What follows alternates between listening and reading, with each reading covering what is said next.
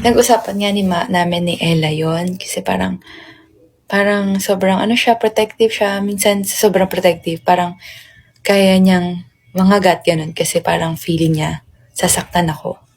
Ganyan. So meron niyang story pero you ko na share. Pero meron nga siya experience siguro na parang kunyari nasasaktan siya.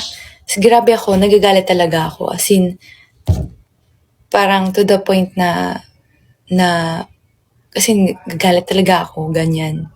Na ayoko kasi din naman, bakit kaya pag kailangan saktan, ganyan. Hindi naman kailangan saktan yung dog.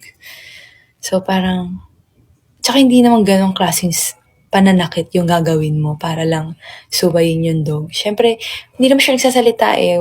Alam mo yun, hindi naman natin sila naiintindihan. Parang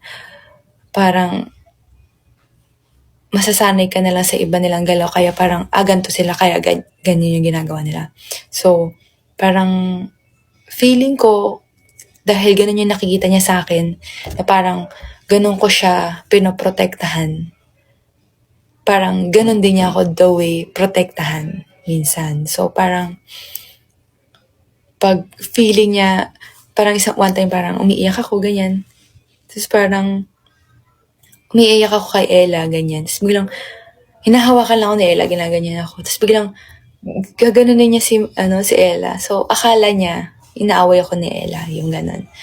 So, parang ganun siya protective minsan. So, minsan nga lang hindi maganda kasi parang aabot sa point na parang mangangagat siya. Pero susuway naman, hindi naman siya tumutuloy mangangat. Parang lang siya, parang warning lang, wina-warningan niya lang yung ibang tao na kahit kay mama ganyan. So parang, parang meron din siyang trauma din dati na parang